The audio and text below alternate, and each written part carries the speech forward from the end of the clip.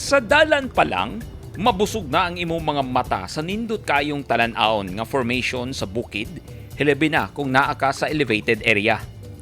Unang destinasyon, ang James Heaven. Relaxing kayo ang lugar nga naa sa ibabaw sa bukid, nga napalibutan og daghang bulak, nga bugnaw kayo ang hangin. Matud sa Municipal Tourism Office, makita sab dinhi ang Sea of Clouds.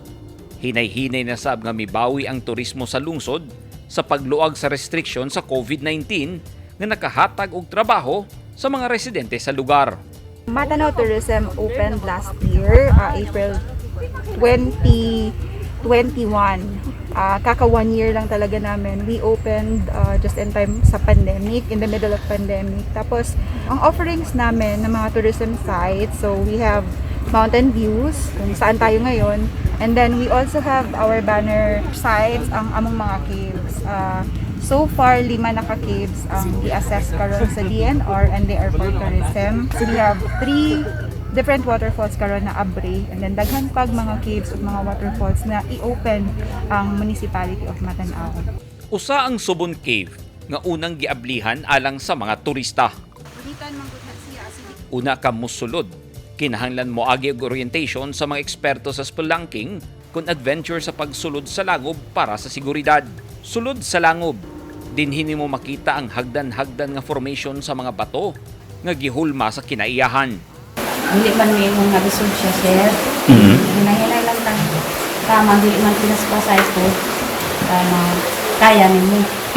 Kung po-jod ko ng mga wantang. Ulo na to, kaya na to tayo na yung mga talagmait, mga nagtalagtay. Human sa spelunking, sunod nga destinasyon ang Balnunto Falls.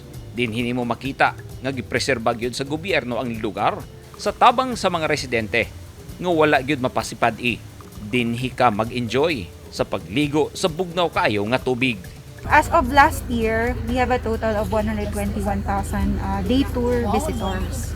Just last year. As compared to 2020 we only have 80,000 day tour visitors. So meron talaga siyang increase of tourist arrivals. And then we are slowly opening our overnight stays kasi may mga camping sites at saka may mga overnight accommodations na rin kami kasi some tourists would want na magstay talaga sila dito overnight since yung area namin is nag-fog siya sa afternoon and sa gabi and sa morning. Busa, pwede nang i-appeal sa inyong bucket list nga adtuan ang destinasyon sa Matanao, hilabi na sa mga mahiligon sa adventure.